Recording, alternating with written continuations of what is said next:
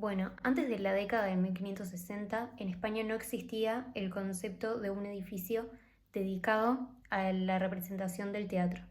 Las representaciones se daban en la calle, en plazas, en el palacio, en la iglesia, en salones, en patios de casas particulares, hasta en almacenes, pero siempre en lugares que no eran específicos para esta, que no, pero siempre en lugares que no eran específicos para el teatro. Los corrales de comedia. El teatro durante el siglo de oro empezó a profesionalizarse y empezaron a surgir aquellos espacios en donde se iban a representar las obras de teatro.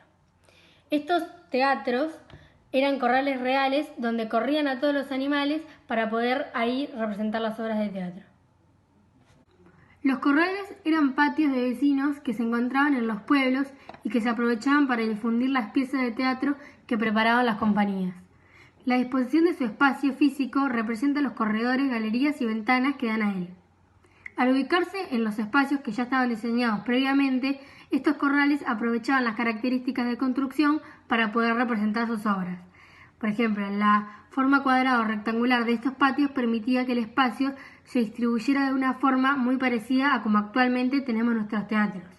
Es decir, un escenario en la parte final, el patio pensado para el público y los balcones o galerías que unían los vecinos eran adaptados para que más público pudiera colocarse ahí y así que todos pudieran ver la obra teatral.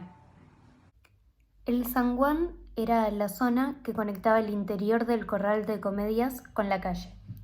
La lojería se encontraba enfrente del escenario y ahí se vendían alimentos y bebidas para que la gente pudiera ir comprando, ya que las obras solían durar varias horas. El patio era una de las partes más importantes y destacadas.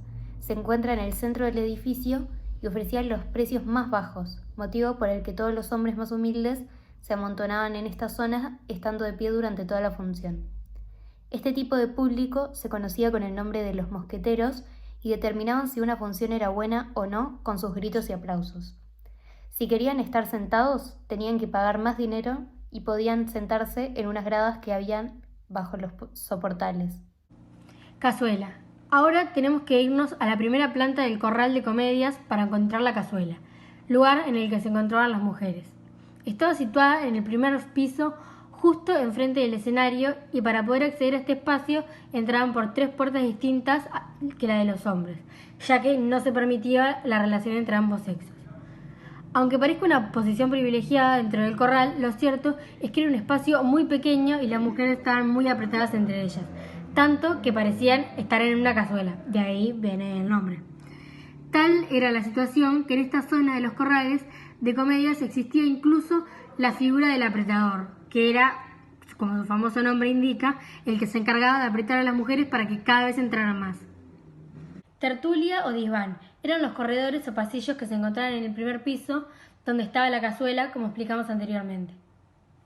Los aposentos o galerías era la zona de los corrales que costaba más dinero, y por lo tanto estaban únicamente reservadas a las familias más poderosas y ricas del pueblo.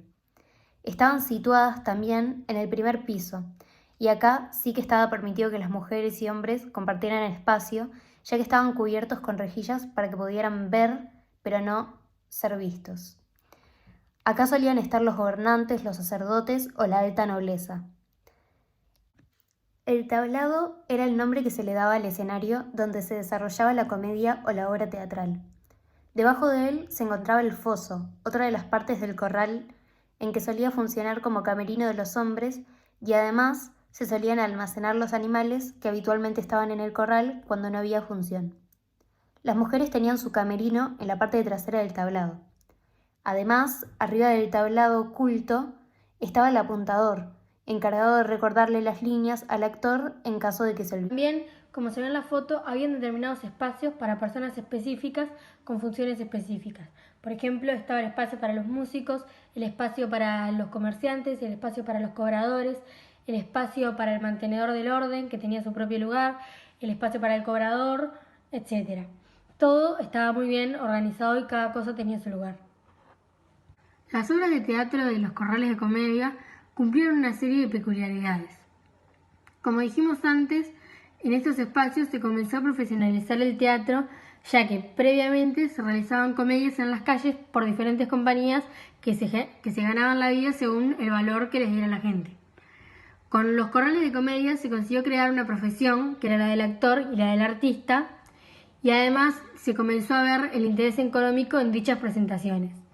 Hasta el año 1650 los actores eran todos hombres, pero luego se pudieron participar mujeres, pero lo que tenían que hacer era estar calladas.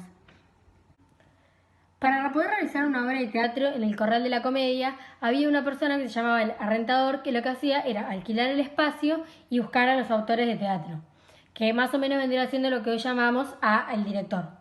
Luego de todo eso conseguido, lo que hacían era buscar a los actores que iban a realizar la función. Una vez ya estaba la obra ensayada y lista para presentar, se promocionaba mediante carteles que se colocaban en las zonas más concurridas del pueblo. Para poder entrar a ver la obra, se tenía que pagar un precio que era previamente fijado por el arrendatorio. Dependiendo de la zona del corral en la que se estaba, el precio era mayor o menor.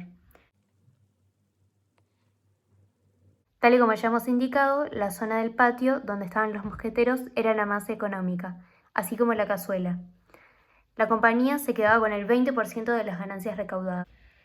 Las obras de teatro solían durar entre 3 y hasta 6 horas y se iniciaban al mediodía en los meses de invierno y a media tarde en verano. Esto era para poder aprovechar la luz del sol y tampoco pasar frío, ya que los corrales no tenían techo, entonces esto hacía más...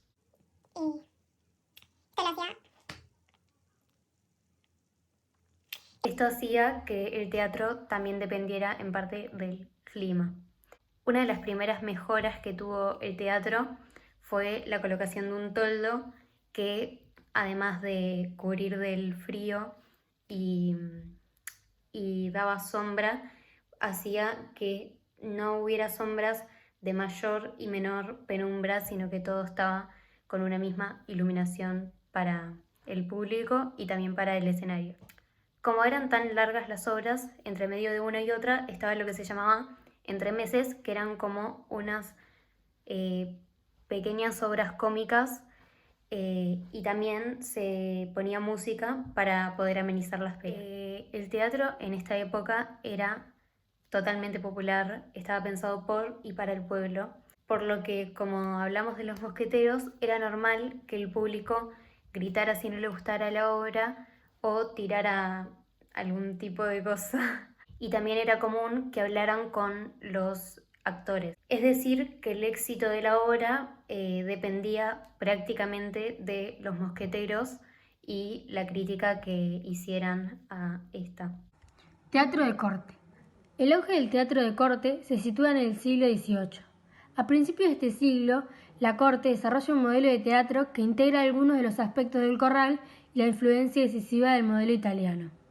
Los salones de alcázar, las habitaciones privadas de los reyes o los grandes salones fueron importantes lugares de representación en los primeros años del siglo, donde se celebraban fiestas de variadas manifestaciones, por ejemplo banquetes, el teatro, música, mascaradas, etc. En especial el llamado Salón Dorado, lugar privilegiado para las fiestas teatrales del palacio. Con la llegada de los primeros ingenieros y los escenógrafos italianos, se afirma cada vez más el camino hacia el gran espectáculo y se amplía la separación entre el teatro de corte y el teatro de corral, en el que el espectáculo predomina sobre la obra italiana. Se trata en una primera etapa de las representaciones cortesanas, en la que el tema principal era la vida de los santos. Bueno, y por último, desde el punto de vista... Corte.